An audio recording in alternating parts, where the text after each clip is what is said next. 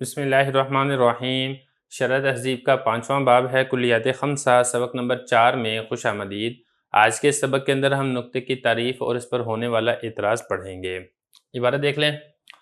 النقطۃ طرف الخط والخط طرف السطح والسطح طرف الجسم فالسطح غیر منقسم فی العمق والخط غیر منقسم فی العرض والعمق والنقطۃ غیر منقسمۃ فی الطول والعرض والعمق فہی عرض لا يقبل القسمۃ اصلا وإذا لم تقبل القسمة أصلا لم يكن لها جزء فلا يكون لها جنس وفيه نظر فإن هذا يدل على أنه لا جزء لها في الخارج والجنس ليس جزءا خارجيا بل هو من الأجزاء العقلية فجاز أن يكون للنقطة جزء عقلي وهو جنس لها وإن لم يكن لها جزء في الخارج۔ ترجمہ دیکھ لیں۔ نقطہ خط کے کنارے کو کہتے ہیں اور خط سطح کے کنارے کو اور سطح جسم کے کنارے کو کہتے ہیں۔ سطح تقسیم نہیں ہوتی ہے عمق گہرائی میں اور خط تقسیم نہیں ہوتا ہے چوڑائی میں اور گہرائی میں، اور نقطہ تقسیم نہیں ہوتا ہے لمبائی میں، چوڑائی میں اور گہرائی میں۔ نقطہ عرض ہے، تقسیم کو بالکل قبول نہیں کرتا ہے، اور جب یہ تقسیم کو بالکل قبول نہیں کرتا ہے تو اس کا جز نہیں ہوگا، لہٰذا اس کے لیے جنس بھی نہیں ہوگی۔ اور اس کے اندر ایک اعتراض ہے، وہ یہ کہ یہ والی بات دلالت کرتی ہے اس بات پر کہ نقطے کے لیے خارج میں کوئی جز نہیں ہے اور جنس جز خارجی نہیں بلکہ اجزاء عقلیہ میں سے ہے، تو جائز ہے یہ والی بات کہ نقطے کے لیے کوئی جز عقلی ہو جو اس کے لیے جنس بن رہا ہو اگرچہ نقطے کے لیے خارج میں جز نہ ہو۔ عبارت ہو چکی ہے، ترجمہ ہو چکا ہے، اب چلتے ہیں اس کی تشریح کی طرف۔ گزشتہ سبق کے اندر ہم نے نوع حقیقی اور نوع اضافی کے درمیان نسبت پڑھی تھی عموم خصوص من وجہن کی۔ پھر ہم نے وہاں پر یہ پڑھا تھا کہ ایک مادہ اجتماعی ہے، دو مادے اشتراکی ہیں۔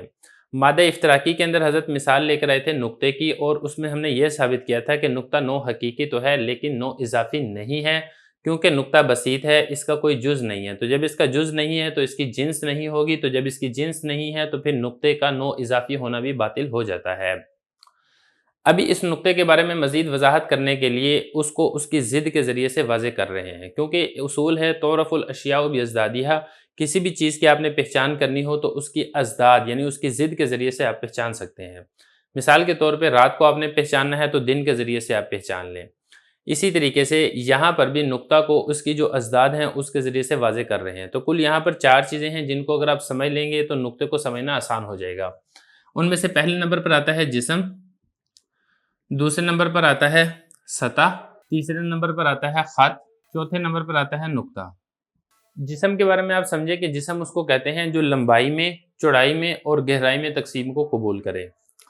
اور جو سطح ہے، سطح اس کو کہتے ہیں کہ جو لمبائی اور چوڑائی کے اندر تو تقسیم کو قبول کرے، گہرائی میں تقسیم کو قبول نہ کرے۔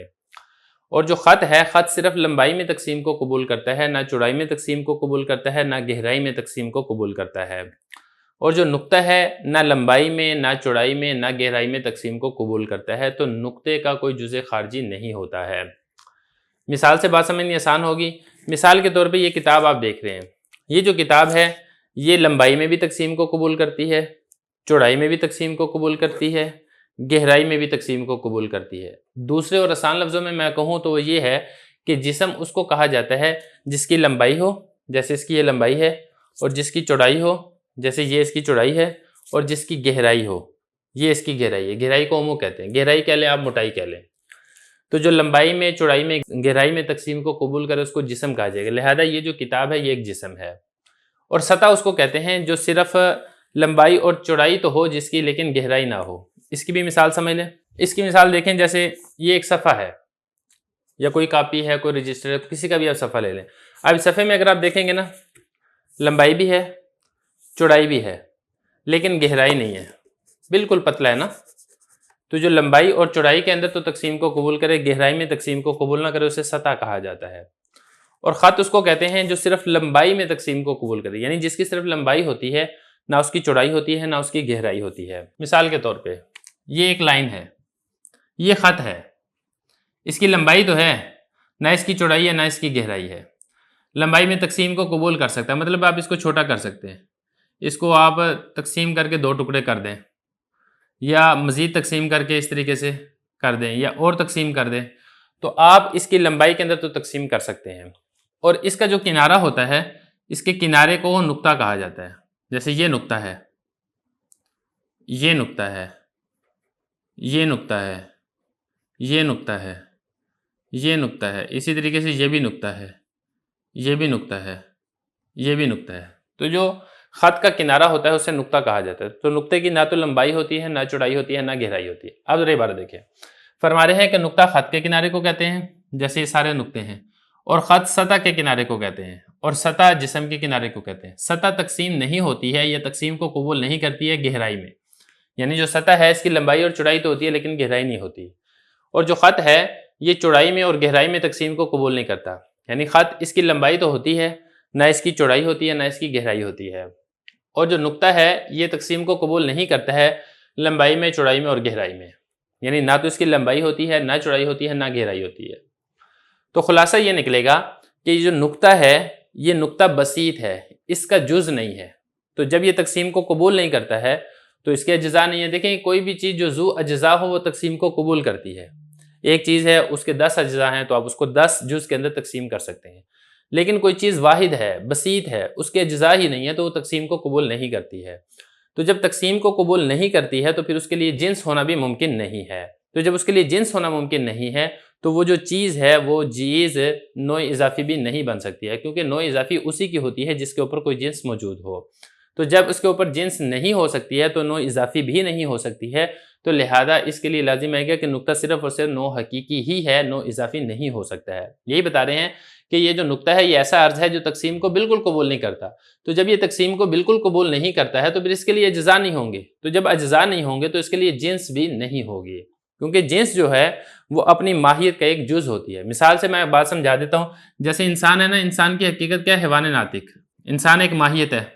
اب انسان کی جنس کیا ہے؟ وہ ہے حیوان۔ اب یہ جو حیوان ہے یہ انسان کی ماہیت کا ایک جز ہے، ایک جز حیوان ہے اور ایک جز ناطق ہے، تو اگر انسان ایسی ماہیت ہوتی جو تقسیم کو قبول ہی نہ کرتی تو اس کے لیے جنس بھی نہ ہوتی، لیکن چونکہ انسان ایسی ماہیت ہے جو تقسیم کو قبول کرتا ہے لہذا اس کے لیے اوپر جنس بھی موجود ہے، لیکن جو نقطہ ہے یہ چونکہ بسیط ہوتا ہے، اس کے اجزاء نہیں ہوتے ہیں، لہذا جب اجزاء نہیں ہیں تو تقسیم کو قبول نہیں کرتا ہے تو اس کے اوپر جنس بھی نہیں ہوگی، لہذا نقطے کا نوع اضافی ہونا بھی باطل ہو جائے گا، تو نقطہ صرف اسے نوع حقیقی ہی ہوگا۔ دیکھیں یہ بتا رہے ہیں فلا یکون لہا جنس، تو لہذا اس کے لیے جنس نہیں ہے، تو جب جنس نہیں ہے تو پھر اس کا نوع اضافی ہونا بھی باطل ہو جائے گا۔ وفیہ نظر، شارح جو ہیں نقطے کو جو نوع حقیقی کی مثال بنایا ہے، نوع اضافی کی مثال نہیں بنایا ہے، اس کے اوپر ایک اعتراض کر رہے ہیں۔ اعتراض سے پہلے آپ دو چیزیں سمجھیں کہ جز کی دو قسمیں ہوتی ہیں، ایک جز ہوتا ہے خارجی جز اور دوسرا جز ہوتا ہے عقلی جز۔ خارجی جز اس کو کہا جاتا ہے جو اپنے کل سے الگ ہو سکے لیکن کل پر بولا نہ جا سکے۔ مثال کے طور پر شربت ایک کل ہے اور اس کے اجزاء کیا ہیں؟ اس کے اجزاء چینی ہے، پانی ہے، کوئی رنگ ہے، یہ اس کے اجزاء ہیں، تو یہ اس کے اجزاء خارجیہ ہیں۔ یہ کل سے الگ تو ہو سکتے ہیں لیکن ایسا نہیں کہا جا سکتا کہ پانی کو آپ شربت کہہ لیں یا چینی کو آپ شربت کہہ لیں، یہ تو ہو گیا جز خارجی۔ دوسرے نمبر پر سمجھے جز عقلی۔ جز عقلی وہ جز ہوتا ہے جو کل سے الگ تو نہ ہو سکے لیکن کل پر بولا جا سکے۔ مثال کے طور پر انسان ایک کل ہے اور حیوان ناطق اس کے اجزاء عقلیہ ہیں، اب ان میں سے کوئی بھی جز عقلی انسان سے الگ نہیں ہو سکتا کہ انسان تو پایا جائے وہ حیوان نہ ہو، انسان تو پایا جائے وہ ناطق نہ ہو، ایسا نہیں ہو سکتا، لیکن ان میں سے ہر ایک انسان پر بولا جا سکتا ہے۔ مثال کے طور پہ آپ یہ کہہ سکتے ہیں کہ ناطق انسان ہے، آپ یہ بھی کہہ سکتے ہیں کہ حیوان انسان ہے۔ تو خلاصہ یہ کہ جز کی دو قسمیں ہوتی ہیں، ایک جز خارجی ہوتا ہے، جز عقلی ہوتا ہے۔ اب جو شارح ہیں، شارح اعتراض یہ کر رہے ہیں کہ آپ نے نقطے کا نوع اضافی ہونا جو باطل کیا ہے وہ سارے کا سارا زور اس بات کے اوپر تھا کہ نقطے کا کوئی جز موجود نہیں ہے۔ جو آپ مثال لے کر آئے ہیں کہ نقطہ خط کے کنارے کو کہتے ہیں اور یہ بسیط ہوتا ہے، اس کا جز نہیں ہوتا ہے، تو یہ خارجی جز نہیں ہوتا ہے، تو خارجی جز کے نہ ہونے سے یہ لازم نہیں آتا کہ اس کا عقلی طور پہ بھی کوئی جز نہ ہو۔ عین ممکن ہے کہ اس کا عقلی طور پہ اجزاء ہوں، جب اس کے عقلی طور پر اجزاء ہوں تو عین ممکن ہے کہ اس کی عقلی طور پر جنس بھی پائی جاتی ہو، کیونکہ جو جنس ہے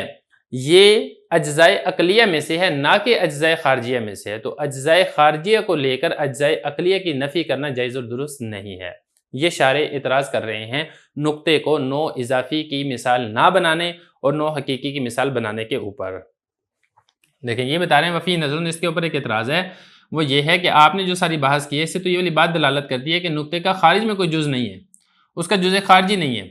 لیکن جو جنس ہے وہ خارجی اجزاء میں سے نہیں ہے بلکہ وہ تو اجزاء عقلیہ میں سے ہے، تو جائز ہے نقطے کا کوئی عقلی طور پر کوئی جز موجود ہو جو اس کے لیے جنس بنتا ہو اگرچہ خارج کے اندر اس کا جز موجود نہ ہو۔ تو یہ اعتراض ہے شارح کی جانب سے۔ اب اس کا جواب کیا ہے؟ اس کا جواب کتاب کے اندر نہیں دیا گیا ہے، لہذا ہمیں بھی ضرورت نہیں ہے کہ ہم اپنی طرف سے گھڑ کے اس کا جواب دیں۔